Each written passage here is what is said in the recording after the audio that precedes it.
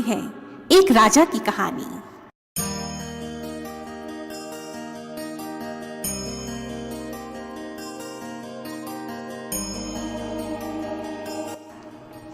प्राचीन समय की बात है। किसी राज्य में एक प्रतापी राजा राज्य करता था। एक दिन राजा अपनी जन्मपत्री पढ़ रहा था। तभी उस राजा के मन में अचानक यह ख्याल आया कि जिस घड़ी जिस क्षण मेरा जन्म हुआ उसी क्षण इस संसार में ना जाने कितने मनुष्यों का जन्म हुआ होगा, परंतु फिर वे लोग मेरी तरह राजा क्यों नहीं बने। अब तो राजा हमेशा उसी सवाल का उत्तर ढूंढने की कोशिश में लगा रहता था, परंतु उसे इस प्रश्न का उत्तर नहीं मिल पा रहा था। अपने इस प्रश्न का उत्तर पाने के लिए एक दिन राजा ने राज्य के सभी बड़े विद्वानों को अपनी राजसभा में आने का निमंत्रण दिया। राज्य के सभी महान विद्वान राजसभा में एकत्रित हुए। सभी आश्चर्यचकित थे कि अचानक राजा ने यह बैठक क्यों बिठाई है। सभी मंत्रियों और विद्वानों की नजरें राजा की ओर ही थी। राजा ने सभी विद्वानों का अभिनंदन स्वीकार किया और कहा, हे महापुरुषों, मैं आपसे यह जानना चाहता हूँ कि जिस क्षण मेरा जन्म हुआ उसी क्षण ना जाने कितने और मनुष्यों का भी जन्म हुआ होगा। उन सब में मैं ही क्यों राजा बना? वे सब मेरी भांति राजा क्यों नहीं बने? आप सब मेरे इस प्रश्न का उत्तर देने की कृपा करें। राजा के इस प्रश्न को सुनकर सभा में सभी मंत्री और विद्वान आश्चर्यचकित रह गए। उन सभी महान विद्वानों ने गहन सोच विचार किया, परंतु राजा के इस प्रश्न का उत्तर वे ना दे सके। राजा की उस सभा में एक बुजुर्ग विद्वान भी बैठे हुए थे। उस बुजुर्ग ने कुछ देर तक सोचा और फिर राजा से कहा, हे राजन, इस राज्य से बाहर एक घना वन है। एक महान साधु उस वन में कई वर्षों से तपस्या कर रहे हैं। वही तुम्हारे इस प्रश्न का उत्तर दे सकते हैं। यह सुनकर राजा कुछ सैनिकों के साथ अगले ही दिन उस जंगल की ओर चल पड़ा। बहुत दूर चलने के बाद राजा को उस वन में एक छोटी कुटिया दिखाई दी। उस कुटिया को देखकर राजा अति प्रसन्न हो गया। जब राजा उस कुटिया के पास पहुंचा तो देखा कि वह साधु आग के अंगारे खा रहा है। यह देखकर राजा एकदम सन्न रह गया, परंतु फिर भी उसने कुछ हिम्मत जुटाते हुए उस साधु से पूछा, हे साधु महाराज, मैं आपको प्रणाम करता हूँ। मेरे एक प्रश्न का उत्तर आप देने की कृपा करें। जिस क्षण मेरा जन्म हुआ उसी क्षण और भी ना जाने कितने मनुष्यों का जन्म हुआ होगा, फिर वे सब मेरी भांति राजा क्यों नहीं बने?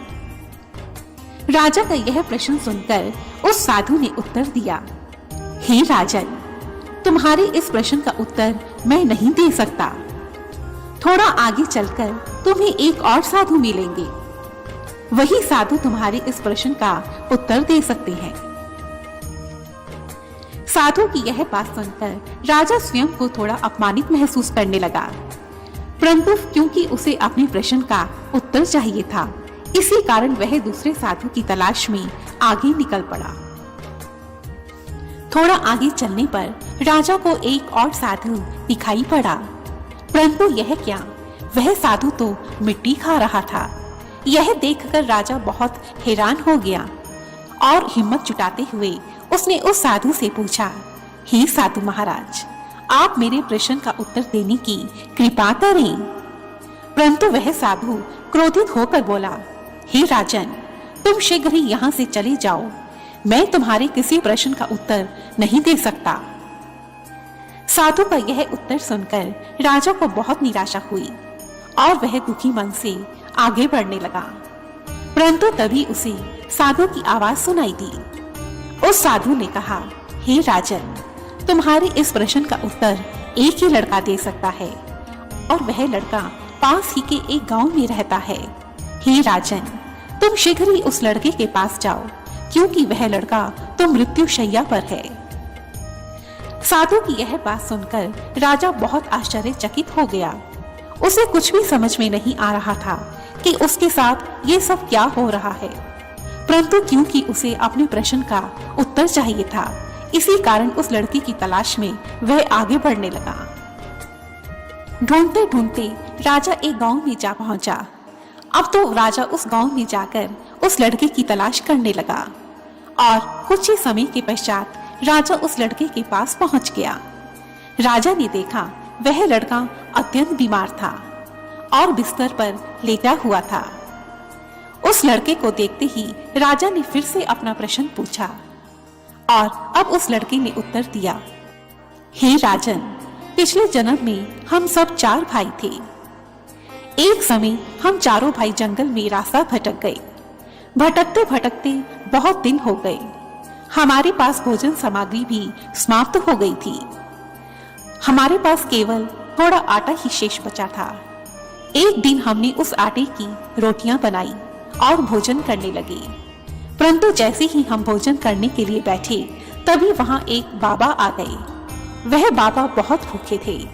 उन्होंने हमसे कहा, मुझे बहुत भूख लगी है, कृपया मुझे थोड़ा भोजन दो।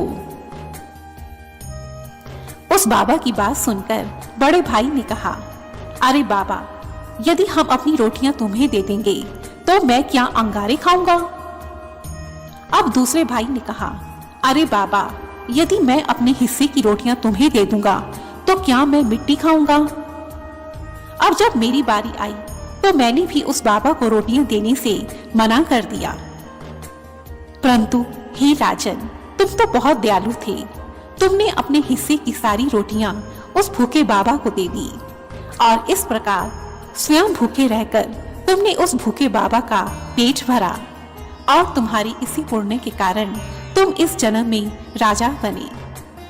तुम्हें रास्ते में जो 2 साधु दिखाई दिए, वे तुम्हारे पिछले जन्म के ही भाई थे। एक भाई अंगारे खा रहा था और एक भाई मिट्टी खा रहा था। तुम्हारा तीसरा भाई मैं हूँ, जो इस समय मौत की शैया पर लेटा हूँ। हे राजन, इस प्रकार हम सभी भाइयों को अपनी अपनी करनी का फल मिला। उस लड़के की यह बात सुनकर राजा को अपने प्रश्न का उत्तर भली भांति समझ में आ गया था। अंत में इस कहानी का यही सार है कि हम जो भी कर्म करते हैं, वह चाहे शुभ हो अथवा अशुभ, हमें उसे एक दिन भोगना ही पड़ता है। हम आज जो भी कुछ हैं, अमीर हैं, गरीब हैं, अपाहिज हैं अथवा कोई भी सेलिब्रिटी है, वे केवल और केवल अपने ही कर्मों के कारण हैं। इसमें किसी और का कोई दोष नहीं। और हम भविष्य में जो भी कुछ बनेंगे, वे भी केवल अपने कर्मों के कारण ही बनेंगे। और यही है कर्म का सिद्धांत। मैं आशा करती हूँ आपको यह कहानी पसंद आई होगी। मेरा एक